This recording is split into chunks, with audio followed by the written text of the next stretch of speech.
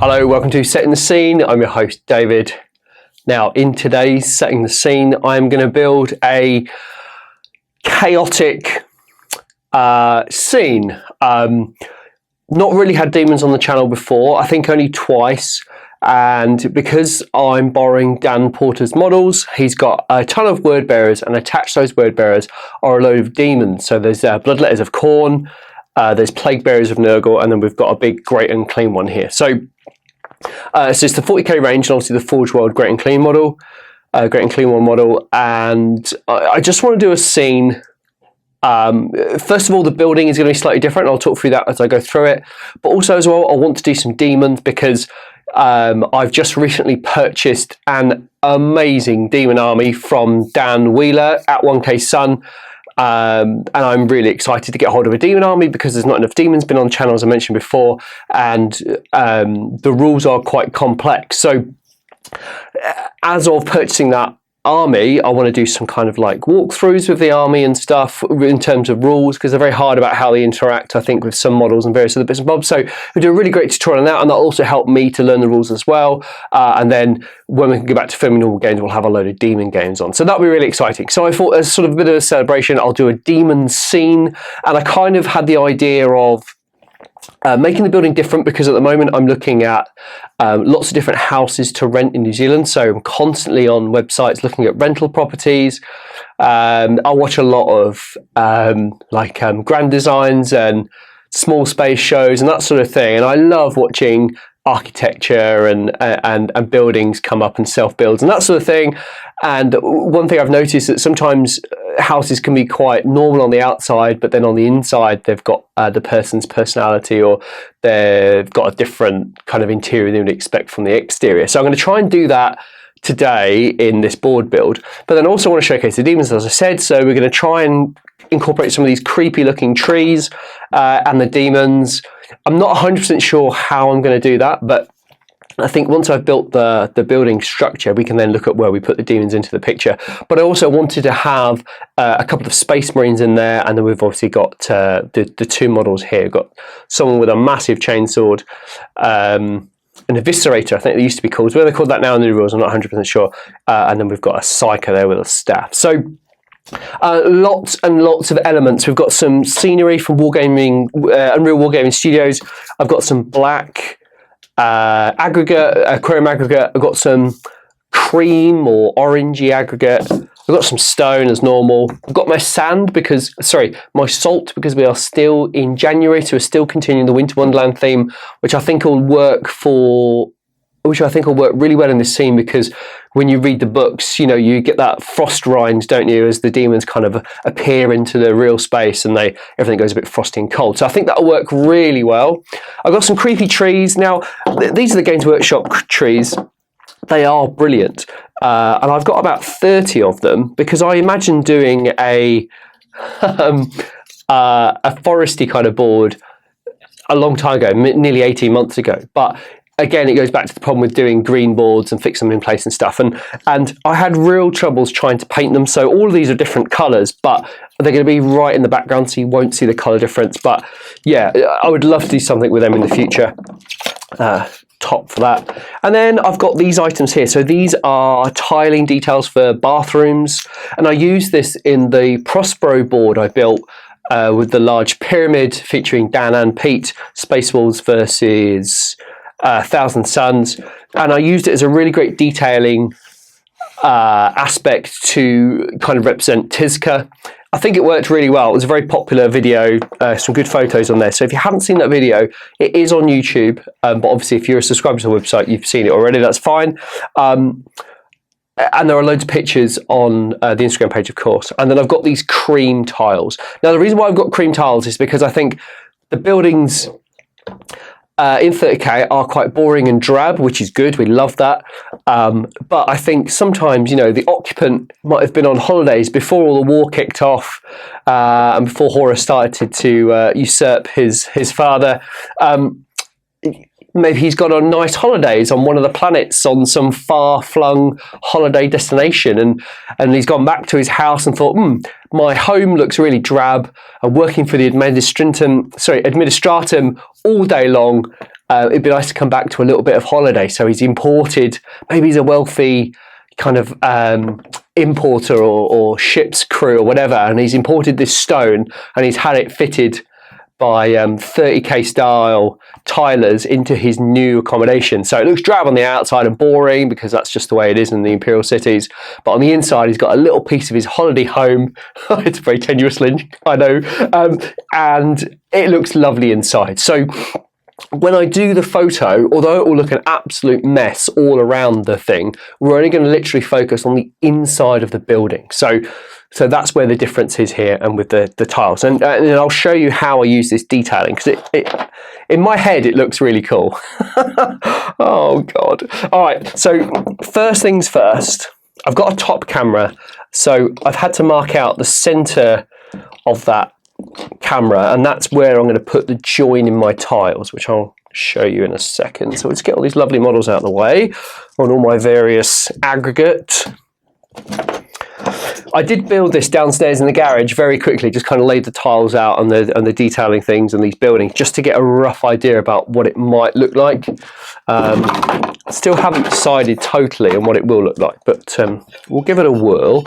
So my centre's there, which is unbelievably a foot in from there. That's quite a coincidence.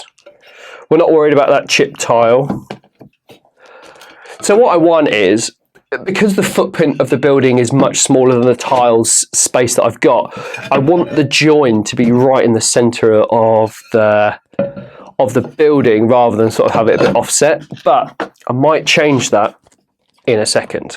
It's all up for negotiation. So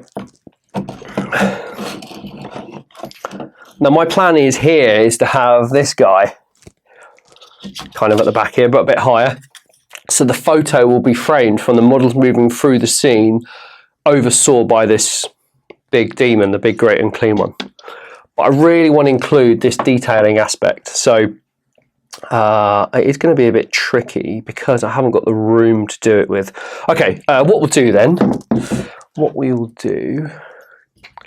let's have a look how that, because there's a door on this side, right? So in an ideal world, if you're coming into a property, you would want that really awesome detailing as you walk into the property, right? Because I think that's pretty cool. That's kind of how that looks. So in that case then, why don't we do this? So I'm going to sandwich this in the middle. And although the front door is this side, we're going to shoot from the side of the building.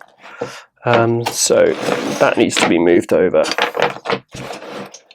Don't worry about all the kind of the netting which holds it together. We're going to cover that up in a second.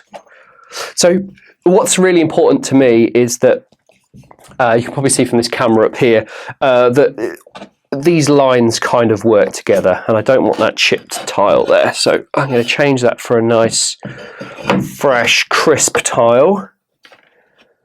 Hopefully you're not just seeing my top of my head in that top-down camera. And then we'll align this tile so that all matches as well. Yeah, I like that. And this tile's a bit manky, to be fair, but we'll have to put it that way. So we've got a little bit of damage on that corner. Doesn't really matter. Got a little bit of tile stuck under there, so the tiniest bit of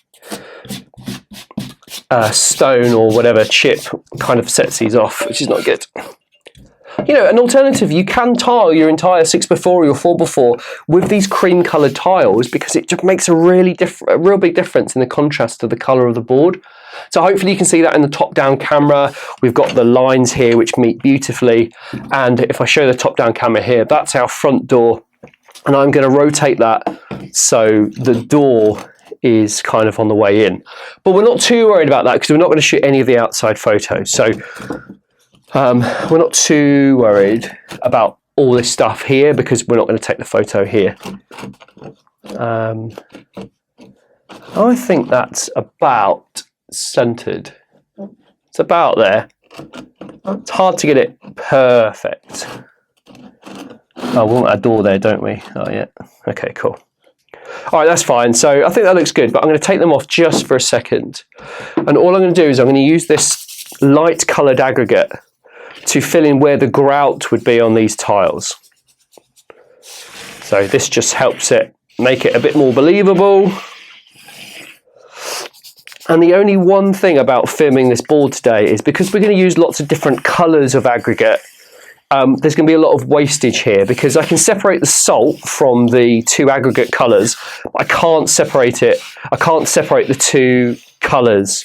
So, because although the stone is a different colour on the inside of the building, it's still going to be grey, drab and black kind of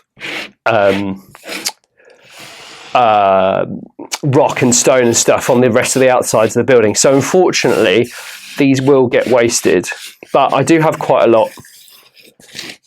So it's not too bad. But you can already see now from that top down that all those mesh holes are filled in, and it looks like that was grouted into this property, and it looks part of the floor or foundation. Now, if you don't want to go this far, do you remember the old Burning of Prospero box sets that everybody brought, that we've all probably got a couple of boxes when they came out, with all the Mark III Marines? No, Mark IV Marines, I think, came in that one, and the Tartarus, wasn't it? I think Betrayal was Mark III and Cataphractii. So they come with like tiles, like checkers, the green, red and white tiles and stuff, and they look really good, and you could use that as well. The only reason why I use these is because they just add a little bit more of 3D, a bit more texture to the board build. Anyway, so we've done it now. That looks good to me. What I might do is I might separate this building ever so slightly, because obviously I want our big chunky guy overseeing the proceedings. Now I am going to increase his height a little bit, and I will cover up the lip that is created by this. I just need to go and get some more scenery pieces from downstairs, but I'll grab those in a second. So that's kind of where I am. I kind of like that. We're going to cover this up in a second. We'll do that a little bit later on. Second later on. Make your mind up. Which one is it? We'll do it later on. Okay. Also as well, I need to get a pillar here, because you can't just have a dead flat. I want another column with a ruined section. So if I open that up a little bit more. Yeah. Okay, I'm going to go get a few more bits and bobs. I'm back with a few bits. So I've got some slate just to bolster the height of that demon. I've got a crater, because I think it'd be really cool to include in the foreground there, just to suggest that maybe that's what's torn the house apart. I've got a defense line to maybe suggest it's been reinforced, and I've got these, excuse me, I've got these barrels. God, I can't think of the name. And then finally I've got this ruined section which just adds that there to make it look a little bit more believable. So that's cool. Might just put one in there.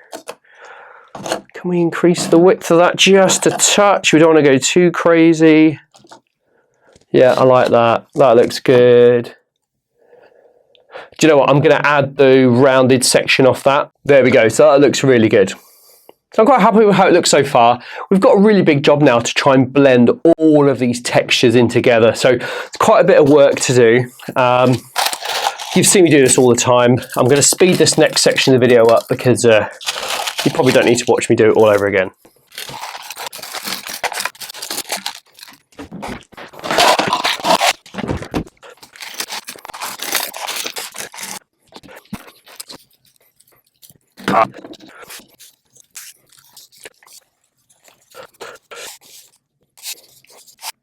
Right, I've done quite a lot there. I've really tried my hardest to blend all of those edges in. Don't forget, we've got models on and we've got snow to go on yet. So there's a lot of elements here. And what I've tried to do as well, I've just tried to cover up as much as that cream coloured tile as much as possible, because for me, it's only restricted to the insides of the building. So without having to get a tile cutter out and cut all of it out with it, it's just too messy and because we're only just going to take photos, the whole point of this is to be quick and easy and not have all that extra time and labour of cutting stuff and making it fit and all that jazz. So this does make the whole process so easy. And, you know, on the channel, I would build a board like this. You know, we've talked about this loads of times. It might not be best for you at home. I totally get that. But certain elements of this will apply to you at home, which is cool. I don't want any more of the cream coloured aggregate, because it literally was just to bind the tiles as if they were being fixed and put into that building there. So we're going to put our big boy at the back, and for me this kind of sets the whole scene really, this big beast right at the back. And we are going to have to blend him in loads, so we're going to get a load more aggregate and rock, but I want him to be much taller than the models in the front. All right, I've got a ton more aggregate now, so all I'm going to do quickly, I'm just going to bolster the front edge of that out, which works quite nicely. I like the idea he's kind of just gone with his sword, kinda. I might move it back a little bit just so I can get it. Oh yeah, that's the badger. Got him. That one's a bit too high. I don't like that rock. Do you know what? It's that one that's letting the side down. There we go.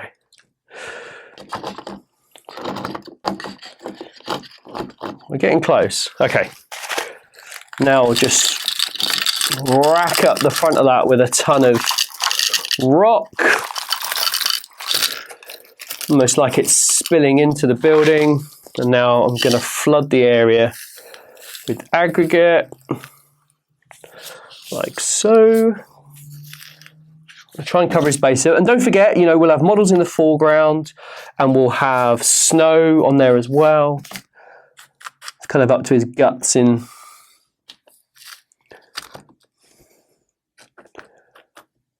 rubble debris. Yeah, I'm quite happy with that. I'm just going to go have a look at the front, just see what that looks like from the front aspect. Okay, I'm going to have a quick walk round. Yeah, you know what? That looks pretty good. Just to the right-hand side of his base needs a little extra help. Lovely. Very happy with that. Now, word bearers. I kind of want them to be at the front or the back. I don't know. Who's in control here? Is the Great Unclean One? Is he kind of like the leader of this, or is he just obeying the word bearers? So I'm going to put him next to the Great Unclean One, like he's on a par with him almost. Need a little bit of aggregate on these. Oh, Dan, I'm so sorry. Face planted. There we go. We'll put a couple of rocks in front of his base just to help obscure it a little bit. Yeah, he's all right there. This chap, we'll put him in here. Something extra to catch the eye with. Cover it up a little bit, nothing crazy. Now, I have the symbol of Nurgle here, I like that. I'll have them coming through the breach. Might need to get some more plague bearers. I don't know, I'll have a look from the front to see if we need more. I don't want to go overboard with it. But at the same time, I need something there. And then these little trees, I talked about these. I'm going to put them behind old Grandfather Nurgle here to kind of set that off a little bit. What about there? I can't quite see that. Let's see if I've got anything. Oh, I've got a couple of little pallets here. You won't see these, so I'll use this to bolster this rock up. And then I'll put the tree on top. Just so he's kind of framed a little bit. I might change that in a sec. Just depends what it looks like. Get rid of that. I'm going to put the rooftop on here. Next, I'm just going to dunk these. I appreciate they're kind of, half of them need to have aggregate on, and because they're obviously on the cream basis. So if you're looking from the top down here, they kind of need to be a little bit half and half. Which I shall try and do. This one's all in, so that's fine. Okay, I'm just going to have a quick look around the front, see what I can see. It's not too bad. Do you know what? I think that's really good. I really like that. I think it's got just the right amount of plague bearers.